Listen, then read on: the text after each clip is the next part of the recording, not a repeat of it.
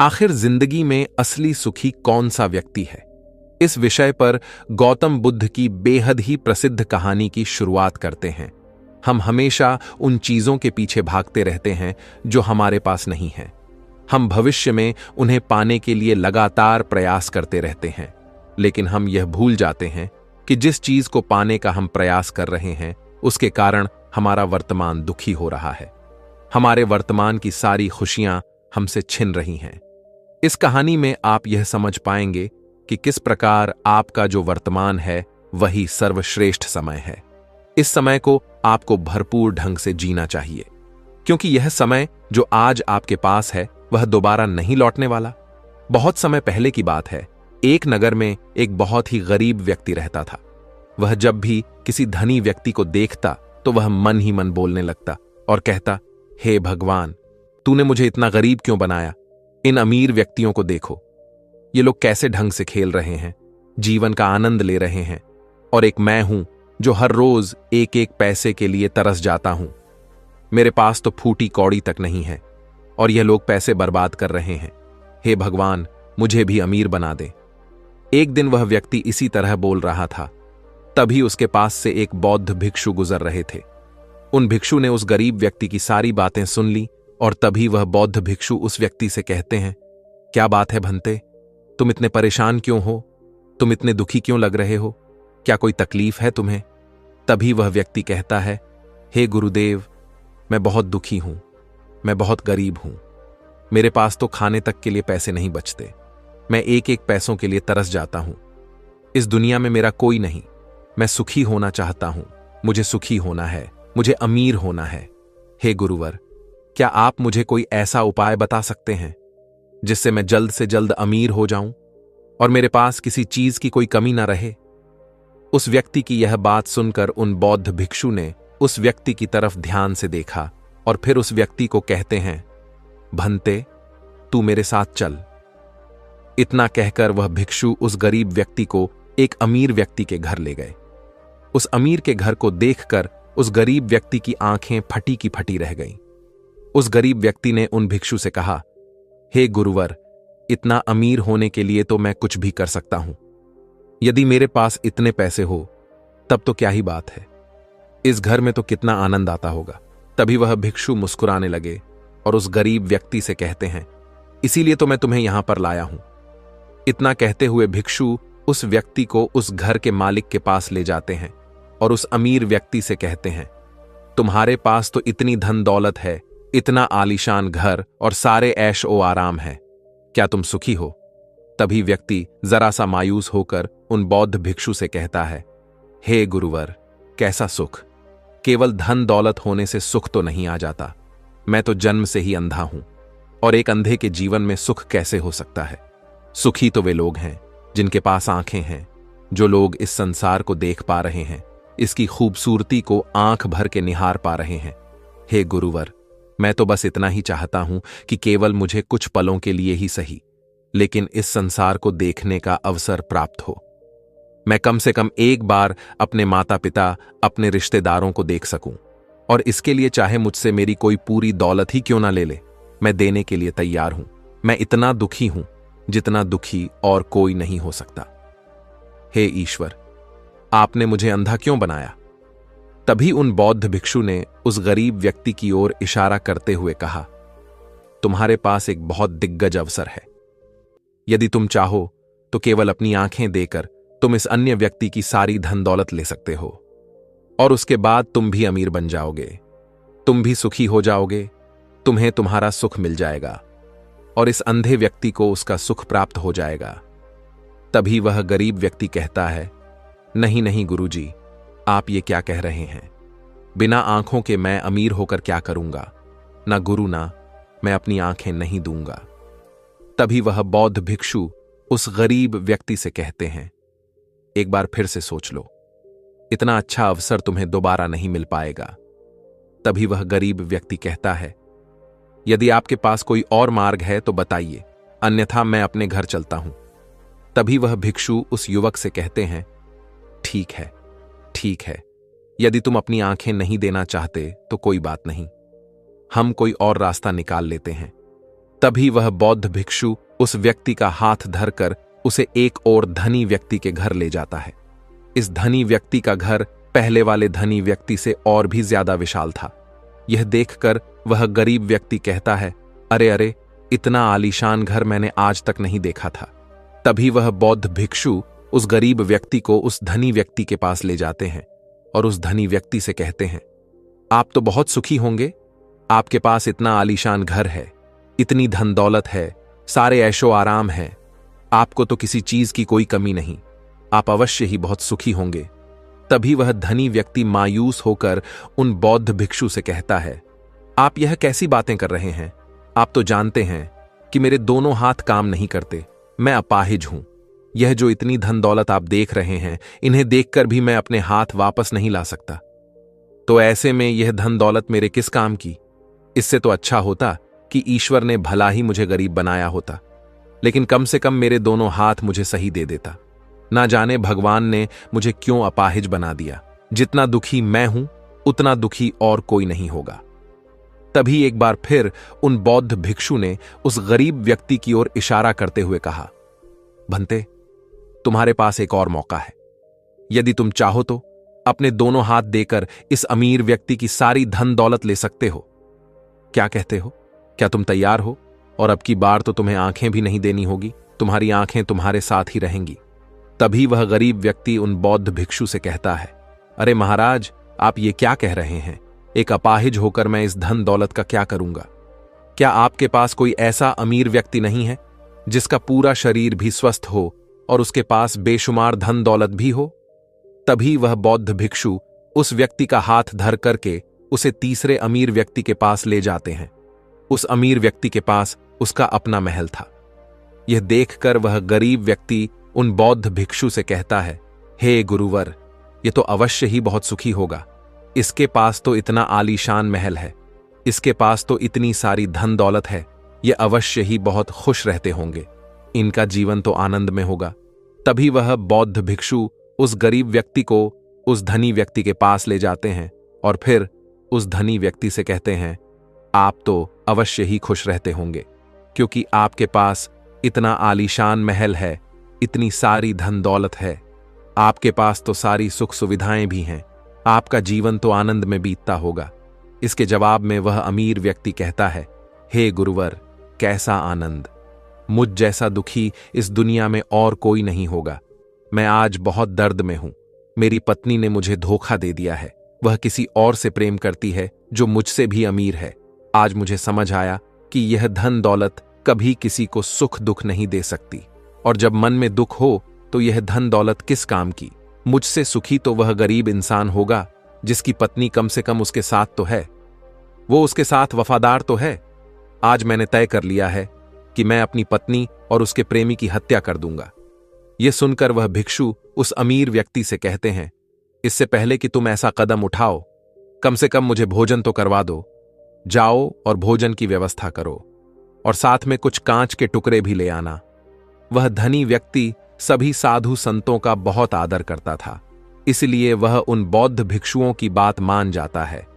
लेकिन वह यह नहीं समझ पाता कि आखिर उन बौद्ध भिक्षु ने खाने के साथ कांच के टुकड़े क्यों मंगवाए हैं। लेकिन जैसा कि उन बौद्ध भिक्षु ने कहा था, वह अमीर व्यक्ति उसी प्रकार खाने की व्यवस्था कर देता है। वह भोजन के साथ कुछ कांच के टुकड़े लेकर उन बौद्ध भिक्षु के पास पहुंचता है। तभी वह बौद्ध भिक्षु, वह गरीब व्यक्ति और वह धनी व्यक्ति तीनों एक साथ भोजन करने बैठते हैं, और उसी समय बौद्ध भिक्षु कुछ कांच के टुकड़े उठाकर उस अमीर व्यक्ति के भोजन में मिला देते हैं और उससे कहते हैं, लो, अब तुम इसे खा सकते हो। वह अमीर व्यक्ति अचंभित हो गया और उन बौद्ध भिक्षु से कहता है, हे गुरुवर, आप यह क्या कह रहे हैं? इस खाने में तो कांच के टुकड़े आपने मिलाए हैं, इस भोजन को मैं कैसे खा सकता हूं? यदि यह भोजन मैं करूंगा तो इससे मुझे बहुत तकलीफ होगी और हो सकता है कि मेरी मृत्यु भी हो जाए। तभी वह भिक्षु मुस्कुराने लगे और उस अमीर व्यक्ति से कहते हैं, तुम्हें यह बात तो समझ में आ गई, लेकिन तुम्हें यह बात नहीं समझ में आती कि अगर इस भोजन को खाना है तो इस भोजन के कांच के टुकड़ों को तुम्हें निकालकर अलग करना ही होगा, तभी यह भोजन तुम्हारे खाने योग्य बनेगा और तब यह भोजन तुम्हें कोई तकलीफ नहीं देने वाला, बल्कि तुम्हें सुख ही प्रदान करेगा। इस पर वह अमीर व्यक्ति अचरज में उन बौद्ध भिक्षु से कहता है, हे गुरुवर, आखिर आप क्या कहना चाहते हैं? तभी वह बौद्ध भिक्षु उस अमीर व्यक्ति से कहते हैं, ऐसे लोग जो कांच के टुकड़े के समान है, यदि तुम उनके साथ चिपके रहोगे तो तुम्हें दर्द तो अवश्य ही होगा। जिस प्रकार यह कांच का टुकड़ा मिला हुआ भोजन तुम्हें दर्द प्रदान करेगा, इसलिए इसका समाधान तो यही है कि तुम इन कांच के टुकड़ों को भोजन से अलग कर दो और जो है उस पर ध्यान दो, अर्थात कि तुम उन लोगों को भूल जाओ जो तुम्हारे जीवन में नहीं है और उन लोगों पर ध्यान दो जो इस समय तुम्हारे साथ हैं, जैसे कि तुम्हारी पुत्री। वह भी तो तुम्हारे प्यार की भूखी है। क्या तुम्हारा यह कर्तव्य नहीं है कि तुम उसका ख्याल रखो, उसकी परवरिश करो?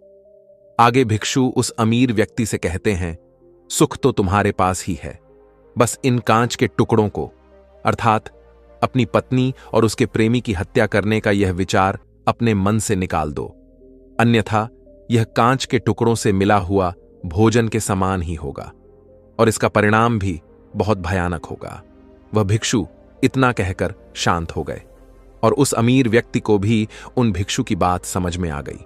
उन्होंने तुरंत ही उन बौद्ध भिक्षु के चरण छुए और वह अमीर व्यक्ति कहने लगा, हे गुरुवर, आपने मुझे पाप करने से बचा लिया है, मैं आपका बहुत बहुत आभारी हूं। उसके बाद वह भिक्षु उस गरीब व्यक्ति को लेकर आगे की ओर निकल जाता है। तभी रास्ते में वह गरीब व्यक्ति उन भिक्षु से कहता है, हे गुरुवर, क्या इस दुनिया में ऐसा कोई नहीं है जो सुखी हो? तभी वह भिक्षु उस गरीब व्यक्ति से कहते हैं, भंते, आखिर तुम सुखी क्यों नहीं हो? इस पर वह गरीब व्यक्ति कुछ देर के लिए सोच विचार करता है, लेकिन उसके पास कोई जवाब नहीं होता। तभी वह भिक्षु उस गरीब व्यक्ति से कहते हैं, क्योंकि तुम्हें वह चाहिए जो तुम्हारे पास नहीं है। तुम्हारे पास धन नहीं है और तुम्हें धन चाहिए। तुम अमीर होना चाहते हो। तुम्हें लगता है कि वह तुम्हें सुख देगा, लेकिन तुम इस वास्तविकता को भी भूल रहे हो कि बाद में तुम्हें दुख भी वही देगा। जैसे कि जब हम पहले एक अमीर व्यक्ति के पास पहुंचे थे तो उसके पास आंखें नहीं थीं। उसके पास जो नहीं था वह उसके लिए बिलक रहा था, जबकि उसके पास तो बेशुमार धन दौलत थी और उसका पूरा शरीर भी पूरी तरह से स्वस्थ था, लेकिन उसका ध्यान उस पर नहीं था। वह उसे छोड़कर उन चीजों के पीछे भाग रहा था जो उसके पास नहीं थीं।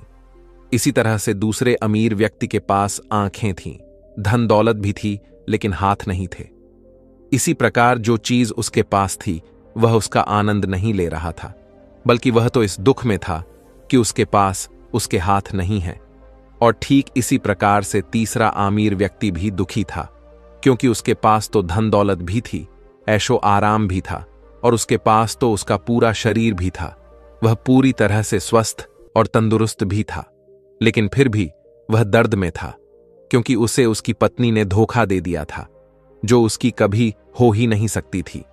जो स्त्री केवल धन के लिए किसी और के साथ भाग जाए, क्या वह उसका साथ कभी दे सकती थी? नहीं। लेकिन उस अमीर व्यक्ति के पास जो था, अर्थात उसकी पुत्री, वह उसके बारे में सोच ही नहीं रहा था। आगे वह भिक्षु उस गरीब व्यक्ति से कहते हैं, अमीर गरीब होने से दुख और सुख का कोई मतलब नहीं होता। अमीर हो या गरीब, हमारे दुखी होने का एकमात्र कारण यही होता है कि हम हमेशा उन चीजों के पीछे भागते रहते हैं जो हमारे पास है ही नहीं, और जो वर्तमान में हमारे पास है हम उस पर ध्यान ही नहीं देते और ना ही उसका आनंद ले पाते हैं। हम तो केवल भविष्य में घूमते रहते हैं, भूतकाल में अटके रह जाते हैं, और यह सारी गलतियां हम वर्तमान की जमीन पर करते हैं। और यही कारण है कि तुम कभी आनंदित हो ही नहीं पाते, तुम कभी खुश नहीं रह पाते, क्योंकि जो आनंद का समय है, अर्थात वर्तमान का समय है, वह तो यूं ही नष्ट हो जाता है। तभी आगे वह भिक्षु उस गरीब व्यक्ति की ओर इशारा करते हुए कहते हैं, भंते, तुम मुझे यह बताओ, क्या तुम्हारे पास उन तीनों अमीर व्यक्तियों के दुखों में से कोई एक भी दुख है? तभी वह गरीब व्यक्ति सोच विचार कर उन भिक्षु से कहता है, नहीं, मेरे पास उन अमीर व्यक्तियों के दुख में से कोई भी दुख नहीं है। इस पर भिक्षु उस गरीब व्यक्ति से कहते हैं, तो फिर तुम दुखी क्यों हो? इसका जवाब देते हुए वह गरीब व्यक्ति उन भिक्षु से कहता है, हे गुरु, भले ही मैं उनके मुकाबले सुखी हूं, पर क्या धन कमाना या धन प्राप्त करने की इच्छा नहीं होनी चाहिए? क्या मुझे अपने वर्तमान को इसी तरह से स्वीकार कर लेना चाहिए? क्या मुझे हमेशा इसी तरह से गरीब रहना चाहिए? तभी भिक्षु दिल से मुस्कुराते हुए उस गरीब व्यक्ति से कहते हैं, वर्तमान में वर्तमान क्षण का आनंद लो। वर्तमान में ही ऐसे कर्म करो जिससे तुम्हारा भविष्य सुधर सके, लेकिन ऐसी चीजों के पीछे व्यर्थ समय न गवाओ जो तुम्हारे पास आज नहीं है। जो तुम्हारे पास आज है उसका आनंद लो, और जो तुम पाना चाहते हो उसके लिए केवल कर्म करो, और उस कर्म का फल तुम्हें भविष्य में मिलेगा। यानी इसकी चिंता में भी मत रहना, क्योंकि यदि तुम इसकी चिंता में रहोगे तो कभी सुखी नहीं रह पाओगे, भले ही हालात कितने भी बुरे क्यों ना हो। केवल अपने आज पर ध्यान दो और अपने कर्म मन लगाकर करो। इतना कहकर वह भिक्षु शांत हो गए, और गरीब व्यक्ति को भी उन बौद्ध भिक्षु की बात अच्छी तरह से समझ में आ चुकी थी। वह यह समझ चुका था कि अब से उसे अपने वर्तमान पर ध्यान देना है, उसे अपने वर्तमान को सुधारना है। उसके बाद उस गरीब व्यक्ति ने उन बौद्ध भिक्षु को प्रणाम किया और वापस अपने घर लौट गया। अब से वह गरीब व्यक्ति यह सोचकर हमेशा खुश रहने लगा कि कम से कम वह उन 3 अमीर व्यक्तियों से अधिक खुश है। उसके पास अधिक खुशियों की वजह है। हां, यह बात और है कि उसके पास धन नहीं है, लेकिन उसके पास ऐसी चीजें हैं जो धन से कहीं ज्यादा कीमती हैं, और वह है उसका पूरा शरीर जो पूरी तरह से स्वस्थ है। दोस्तों, मैं उम्मीद करता हूं कि यह कहानी सुनने से आपके जीवन में अच्छे बदलाव आए होंगे। आपको इस वीडियो से क्या सीखने मिला, यह कमेंट करके जरूर बताइए, और अपने परिवार, दोस्तों या आपके करीबी इंसान के साथ यह कहानी शेयर करके उन्हें भी इस ज्ञान से परिचित करवाए। बाकी अगर आपको यह वीडियो दिल से अच्छी लगी हो तभी इस वीडियो को लाइक कर देना, और आपने अब तक इस चैनल को सब्सक्राइब ना किया हो तो चैनल को सब्सक्राइब भी जरूर कर देना। आपका हर दिन शुभ हो और खुशियों से आपका जीवन भरा रहे। धन्यवाद। नमो बुद्धाय। चलिए बढ़ते हैं दूसरी कहानी की तरफ। इस कहानी में एक अजीब सा रहस्य बताया गया है, जिससे आप अपने अवचेतन मन की शक्ति को इस्तेमाल करके जिंदगी की कठिन से कठिन सफलता आसानी से प्राप्त कर सकते हैं। कैसे अपने अवचेतन मन की शक्ति को इस्तेमाल करना है, इसकी विधि क्या है, इस विषय पर हम आज एक अद्भुत कहानी आपको सुनाएंगे। दोस्तों, हमारा जो चेतन मन होता है उससे करीब 9 गुना अधिक ताकतवर हमारा अचेतन मन होता है। अगर 1 गुना ताकत हमारे चेतन मन के पास है तो इसका अर्थ यह हुआ कि उससे 9 गुना अधिक ताकत हमारे अवचेतन मन के पास है, क्योंकि अवचेतन मन ही हमारे पूरे शरीर को नियंत्रित करता है। चेतन मन हमारे दिमाग का एक हिस्सा है जो हमारे विचारों और भावनाओं से प्रेरित होता है, और हमारा चेतन मन ही तर्क वितर्क करने में हमारी मदद करता है। लेकिन दूसरी तरफ हमारा अवचेतन मन यह तर्क वितर्क नहीं करता। यह उस जानकारी को ग्रहण कर लेता है जो इसे चेतन मन देता है। इसीलिए जैसा हम अपने अवचेतन मन में सोचते हैं वैसे ही हम बनते चले जाते हैं। क्या आपने कभी इन बातों पर विचार किया है कि कोई व्यक्ति दुखी क्यों है और वहीं पर दूसरा व्यक्ति इतना सुखी क्यों है? एक व्यक्ति सुख और समृद्धि से भरा हुआ है, वहीं पर दूसरा व्यक्ति इतना गरीब और दुखी क्यों है?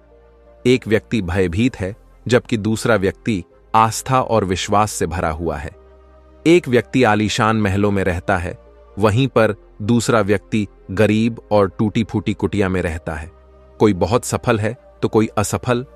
कोई व्यक्ति जरा सी मेहनत करके सफलता प्राप्त कर लेता है, और वहीं पर कोई दूसरा व्यक्ति जीवन भर मेहनत करने के बाद भी असफल ही रह जाता है। तो आखिर इन सब चीजों का कारण क्या है? क्या आपने कभी इन पर विचार करने की कोशिश की है?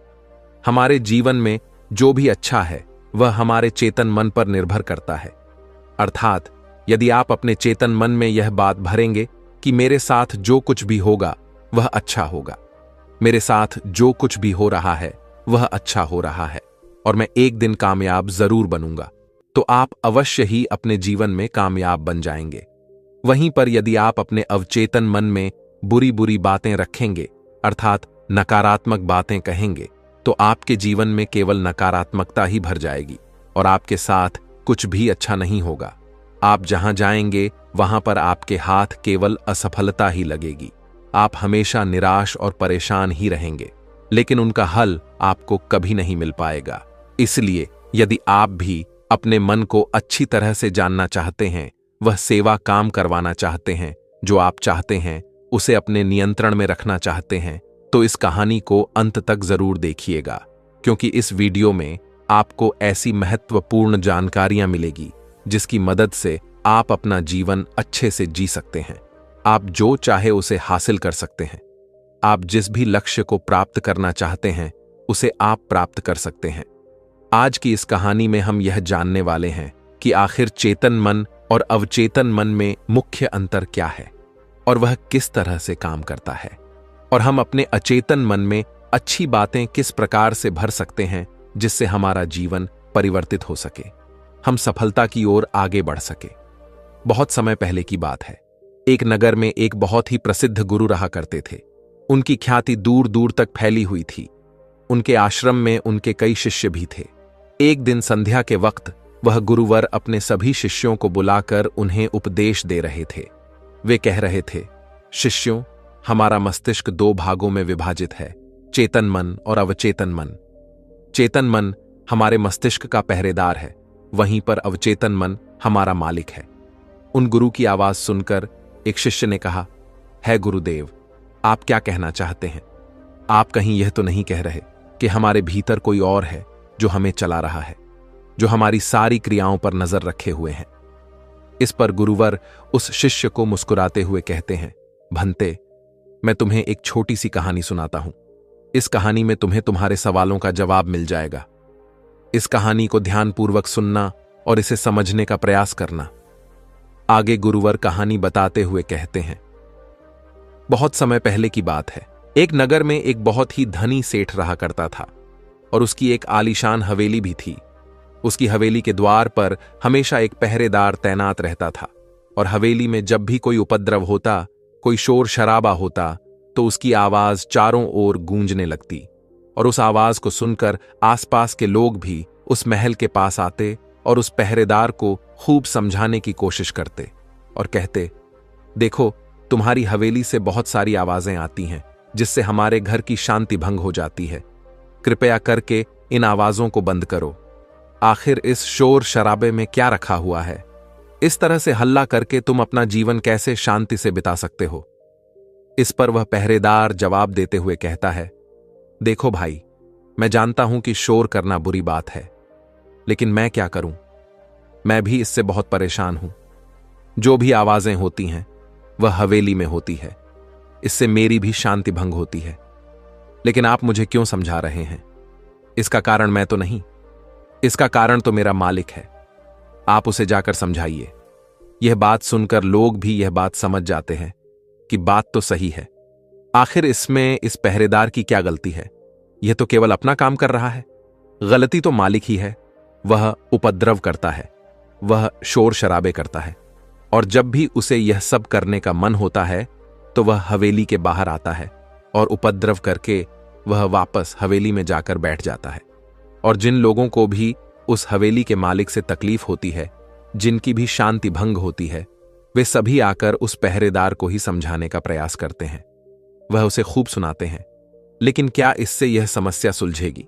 इस प्रश्न के साथ गुरुवर अपने शिष्य से कहते हैं, तुम ही बताओ, इसका क्या समाधान है? इस पर वे शिष्य गुरु के इस प्रश्न का जवाब देते हुए कहता है गुरुवर, जिन्हें भी उन हवेली के मालिक से तकलीफ है जो शोर शराबे करता है और लोगों की शांति भंग कर देता है, उन सभी को उनसे बात करनी चाहिए, तभी तो इसका समाधान निकलेगा। भला पहरेदार की इसमें क्या गलती है? वह तो केवल अपना काम कर रहा है और वह उससे ज्यादा कर भी क्या सकता है? उसके हाथों में तो और कुछ भी नहीं है। इस पर वह गुरुवर मुस्कुराते हुए अपने उस शिष्य से कहते हैं, भंते, ठीक इसी तरह से हमारा मन भी होता है। हमारा चेतन मन मनुष्य का पहरेदार होता है और पहरेदार को यह अच्छी तरह से पता है कि क्रोध करना बुरी बात है, बुरे शब्दों का इस्तेमाल करना बुरी बात है, अश्लील ख्यालों में खोए रहना बुरी बात है। अर्थात हमारे चेतन मन को यह बात बहुत अच्छी तरह से पता है कि गुस्सा करना, आलस करना, काम वासना जैसे विचार गलत है। यह सभी विकार हमारे भीतर नकारात्मक विचार उत्पन्न करते हैं, जिससे हमारा विनाश होता है।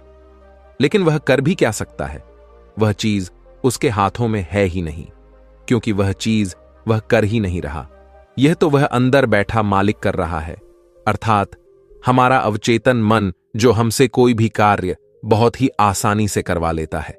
और यह सभी बातें हम में से हर कोई अच्छी तरह से जानते हैं, और हमें ऐसा लगता भी है कि हम अच्छी तरह से समझ चुके हैं, जैसे कि वह पहरेदार समझता है। लेकिन वास्तविकता में तो इससे हमारे जीवन पर कोई भी बुनियादी फर्क नहीं होता। आगे वह गुरु उस शिष्य से कहते हैं, भंते, तुमने भी अपने आप को कई बार यह समझाने की कोशिश की होगी कि मुझे सुबह सही समय पर उठना है, आश्रम की साफ सफाई करनी है, भिक्षा मांगने जाना है, और रात को आने के बाद मुझे ध्यान भी करना है। लेकिन क्या इससे कोई फर्क हुआ? इसका जवाब देते हुए शिष्य कहता है, नहीं, बिल्कुल नहीं हुआ।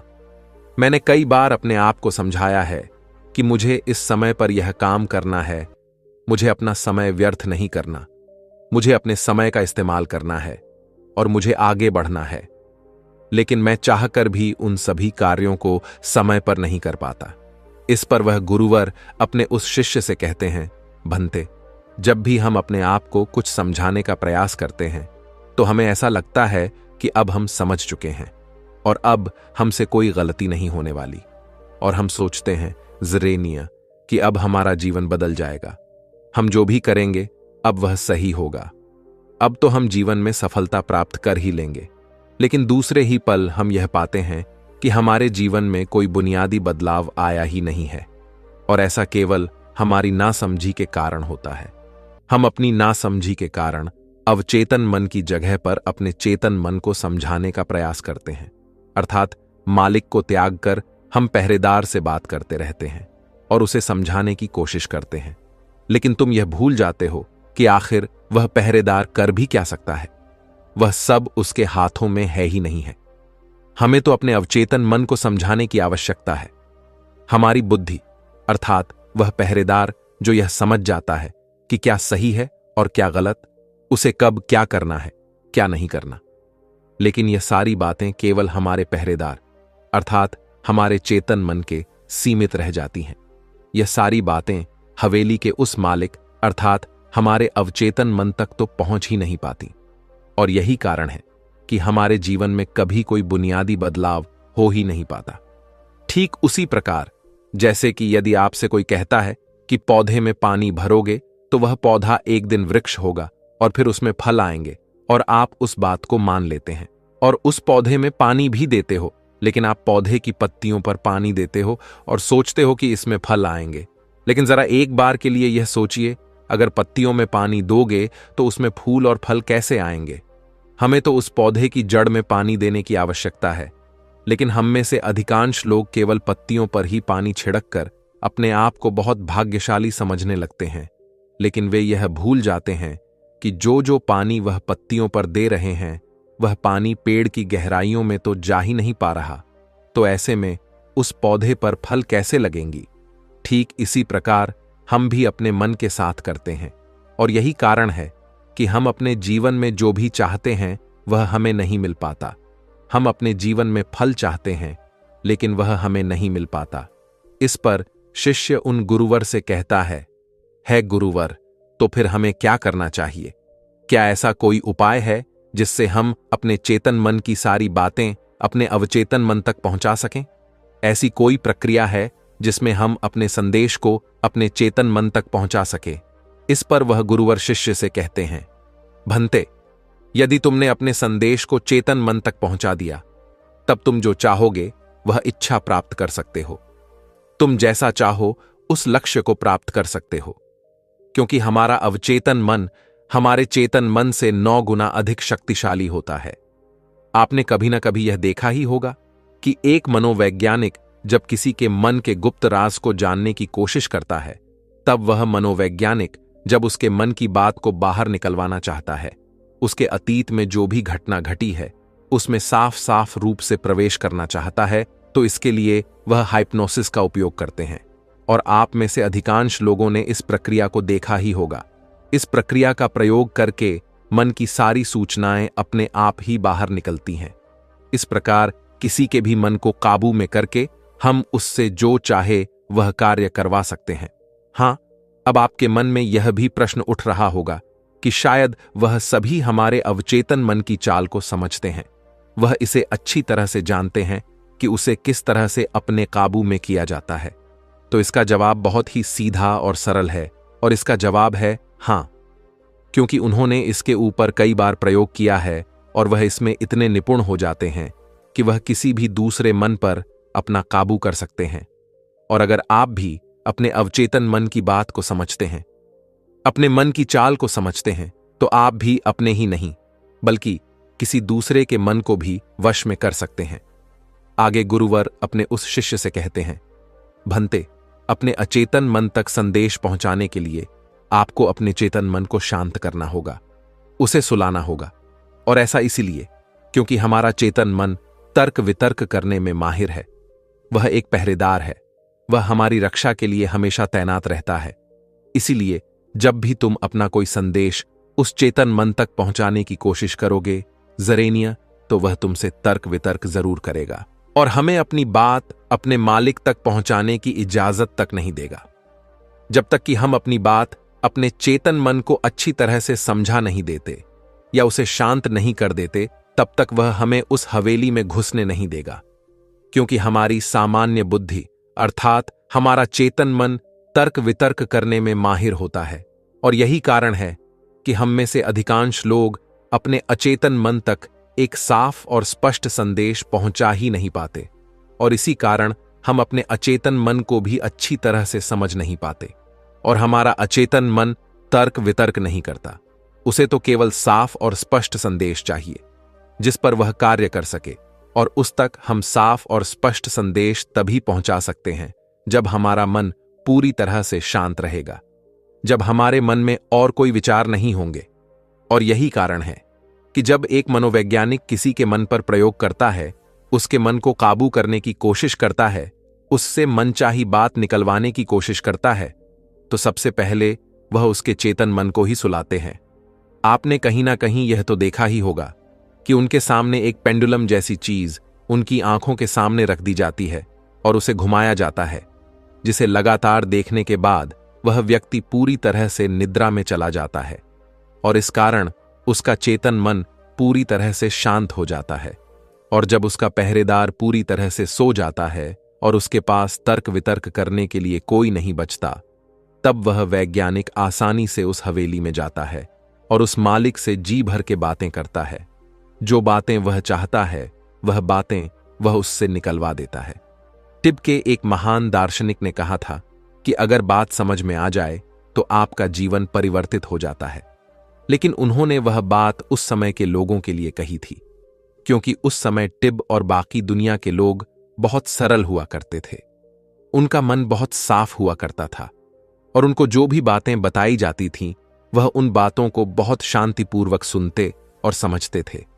उस समय कोई भी तर्क वितर्क नहीं करता था, और जब कोई व्यक्ति तर्क वितर्क करने में माहिर होता था तो वह उसे तर्क वितर्क करने देते और शांति से केवल उसकी बातें सुनते, जब तक कि व्यक्ति तर्क वितर्क करके थक ना जाए।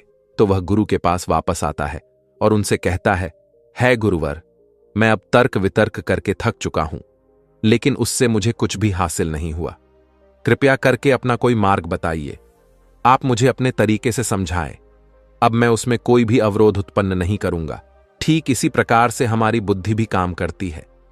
जब हमारा मस्तिष्क तर्क वितर्क करके थक जाता है, तब उसे इस बात का एहसास होता है कि तर्क वितर्क करके उसे कुछ भी हासिल नहीं होने वाला, और उस समय तक उसे कुछ भी समझ में नहीं आएगा।